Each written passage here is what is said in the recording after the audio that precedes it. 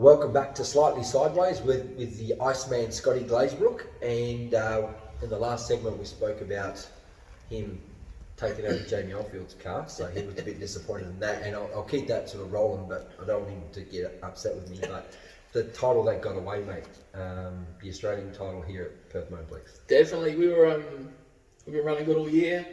It was a big deal. We had quite a few Eastern Staters and even international drivers come over. I can't remember when we started. I think it was the first couple of rows.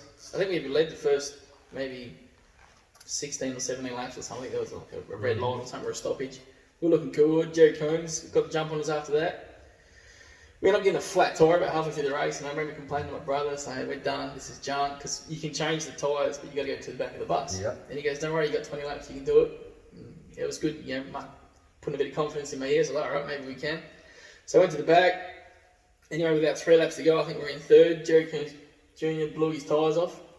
David, and you must have been really sad about that. yeah, I was like, yeah, park it. There's another one gone. And then Davey Ray was running. He inherited the lead. He was running second at the time when Jerry put off. And the last 2 laps, we pretty much chased him down. And well, quicker than we were catching him. Just basically, I did a slide job probably 2 laps too early, and I stuffed it up. And I can still remember him going across the line, fist pumping. That's kind of the one that got away from me. Yeah. But yeah, that is what it is. American drivers that come here, and it's in my mind it's good to have American drivers here because a lot of Aussie guys can't afford to go and race them on their home turf. So when they come here, it kind of lets you know where you sit in the scheme of things. And yeah, if you're good enough, you get up there and go toe to toe with them. Yeah, I mean that's a debate in itself. Different divisions have different rules. Sprint cars, obviously, no Americans are allowed in the Australian title. Speed cars, they are. Yeah. Late models, they are as well. So yeah. But at the end of the day, I mean, still run a second. I know it's disappointing, and you must have been like, especially with fish pumping, you was probably bopping in the head, but it's still a pretty good achievement. Yeah. And when you look at someone like Neville, who took 30 years to win one, oh yeah, they're hard to win, hard to win. Yeah, I mean, how good was he? Like, I mean, he's won 2 of the biggest races in Australia in midgets. Yeah. Sort of in the last 4 years of his career. Yeah, and it's awesome. It took that long, but yeah, keep persevering. Massive achievements. So we would say that would probably be your biggest disappointment in Speedway, other than maybe not able to race your father. Yep. At the time. Yep. What about something that is your favourite or your biggest achievement in your eyes, or something that you really go, you know what, I look at that and I go, that's really good. I'm happy with that. Yeah, I guess for me, the memories of that, travelling on the road, we had some success over east and doing country tracks and that. So me, I didn't necessarily get a lot of wins, but a lot of seconds and thirds while we were travelling. And it was good. Like, I look back and go, yeah, we did all right. It's pretty good.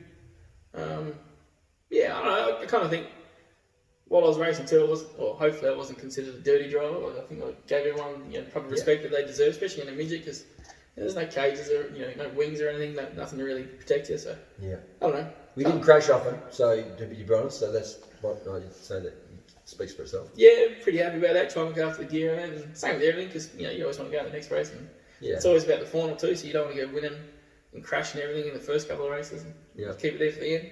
What about your state titles? You won 2. That must have been pretty happy with that. I won 2. I probably should have won a couple more, but first one we won at the Motorplex. I think I just beat Netherlands. And the second one we won down at Collie, which is pretty good. Proved the first one wasn't a fluke, I guess. Yeah. We were leading one at the Motorplex. I can't remember what year it was, but we just passed Dean with about 5 laps to go, and ended up running over Tommy Watson's muffler.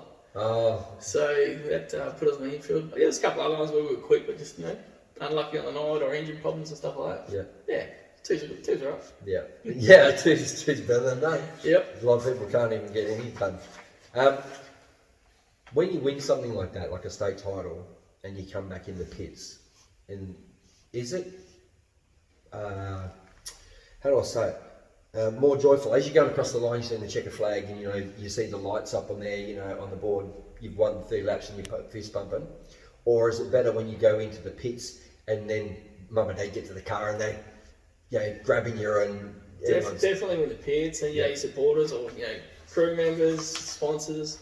It's good because everyone puts in, and then you can actually give them something back when it all works out. Because for some teams it doesn't work out at all. They're all the time struggling. I mean, when I first started, the same thing. kind of like, if you have a bad night, everyone gets down, but when you have a good night, it makes everything so much better. And yeah, it's good to share that with everyone on your team and everyone who cares. So I think it's good. Yeah, that's cool. It's good. Now, you raced for your dad, obviously, for a long time, but you also raced for a couple of car owners here and also elsewhere. Yeah. You raced for Cova. What's it like? What's the difference that you can talk to your dad? It's almost like we own the cave. That your dad does or whatever mum does, and then you go race for somebody else. How's your mindset change? It definitely changes. Obviously, you got to be mindful that you're racing with someone and that you can't be replaced. Mm-hmm. Sometimes it takes a little time to gel, especially if you've got like different guys doing the Spanish for you. Yep. Sometimes it takes a little while to gel. Like you might talk about something and they interpret it differently, or vice versa. So it definitely does take a little bit more knack and a little bit more time, I think, to get everything to mesh and work properly. I raced for Cobra for a couple of years, and we had some success.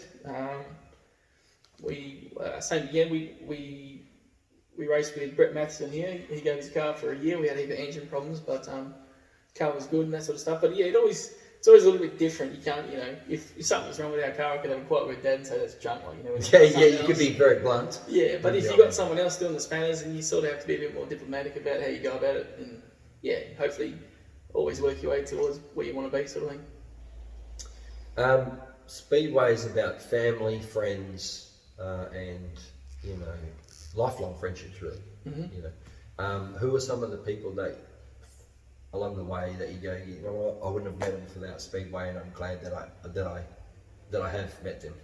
Yeah, we've got there's heaps of people. I mean, when you say friends, like there's heaps of people you bump into and you say, yep, how you going? Like I sing at Speedway, how you going? Yeah, like you, Neville Lance is a guy I consider a friend. Someone I sit down and have a chat with. He's a good guy. Guadagnino's, Alfie and Don and Jerry and their whole family, they're all good people. And I wouldn't have met them without Speedway. Who else? Jeff Murphy. Yep. It's probably way more than I can actually remember. Yeah, and it's not about leaving anybody out. It's interesting because I don't think we sit down and realise how many people we do know and talk to. And when something happens in Speedway, like that did with your dad, and that whole week was everyone was like, what the hell's going on? That's when you really know how many people really care about you and the friendships that you have. So that's why I sort of asked that question. Yeah, I've got a couple of mates that I met like while we were on the road as well, like Crouch family over east. We kind of raced against each other and formed a good bond. And Tim passed away, but I still talk to Jamie probably at least once a fortnight sort of thing. Like really good family. Yeah. It's good. Like it's good because you can just not talk to someone for ages and catch up with them and just how you going, what's going. But it's all good family. Everyone looks after each other, and it is like you said. It's just one big family. Yeah. Do you have any racing possessions that you keep from your racing time? I mean, I have one of your helmets, which is really cool. One of your state title winning helmets from my collection. And anyone else wants to donate to the DTN collection because one day it'll be in a museum. That's what the deal is. But do you have anything that you keep yourself for, whether it's a certain trophy or something maybe of the family or whatever, you go, that's cool. It's just... I got some stuff I think is cool to me. Yeah, and that's all it means. It has to be cool to you. Last night at Claremont, I actually got rolled over in a heat race. And there was a big chunk of mud got shoved in the car, so we kept it, wrapped it up in plastic bags, so I've still got that. Yeah. I still got the car that I won my first state title in.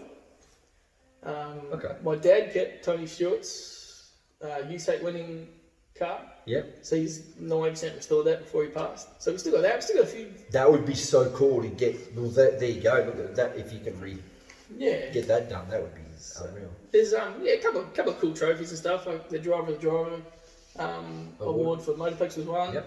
I've still got little plaque I got for setting the quickest time in quarter midgets in the last year I raced it. So the small things is pretty cool. But it's little things like that, which might not be cool to everyone else, but they're cool to me. Nah, you get called out. They're dust collectors. That's what I get told. I'm like, what? Yeah, that's cool.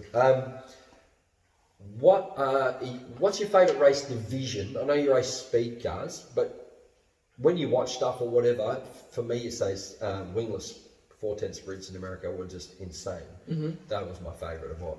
Have you got a favourite division overall, or like even if it's NASCAR, Formula One, whatever that you have a passion about as well? Number one would be midgets. I love watching midgets. Definitely, anything USAC or chili bowling, all that. That blows my hair back. The outlaw carts and stuff. The new ones. The new ones that are coming in. Trevor Rod's deal. Yep. Yeah, I love watching. Trevor Rod. Yeah, I love watching them. You get some highlights from America and stuff. Those things I think are going to take off. They're pretty competitive. I like good street stock meetings, pretty good too. When you get guys that fanging around and getting the high grooves happening, that sort of stuff. I love watching MotoGP, that sort of thing. But yeah, I guess it's kind of hard just to say one division. But yeah, anything on dirt's pretty good. Anything on dirt, not asphalt. Too slow or whatever. That's it. Have you got any hidden talents that we don't know about, or hobbies that you may have, or something that you would do if you weren't into racing? You think, I might have actually had a go at that. Would it have been like maybe motocross because of the bikes with Mark earlier on, or? Yeah, I always wanted to race. Always wanted to race motocross. Mum and Dad said no because it was too dangerous. Hidden talents? No. Pretty much what you see is what you get with me. I'm pretty much straight down the line. I should have asked Kelly this one before. I reckon she'll have one. She'd have something. She'd probably say something bad, like snoring or something. No, me and my young bloke get into fishing a bit. Like if we got a bit of time, we'll go down fishing just off the beach, off the jetty. Yep. But yeah, apart from that, no, I'm pretty plain. Cool. Pretty plain. Well, we'll wrap it up. I've got one last one for you, and it's a sort of a hard question in a way, but it might be easy for you. Describe what Speedway means to you. Speedway, what it means to me? Mm-hmm. It's more than a hobby. It's a way of life. It's something that I guess was ingrained in me at a young age, and I guess in a lot of people, with their dads or maybe an uncle or family friend took them to the Speedway. It's something to do in summer. It's catching up with your friends that you catch up with every week pretty much, going racing, and it's for me it's a whole heap of good memories. Yeah. Yeah. That's a good one. A whole heap of good memories. Yeah. Thanks, mate, for coming on the show to Slightly Sideways. We really appreciate your time, and everyone's busy with the Corona thing and deal now. It's settled down, and I can get some people on, and just appreciate you, your family, mate. They've done some great things for the sport, and wish you well for the future. Thanks. And maybe we'll catch up with you maybe 10 years down the track and see where we're at that time. So thanks very much. Sounds good. Thanks, Steve. Numbers.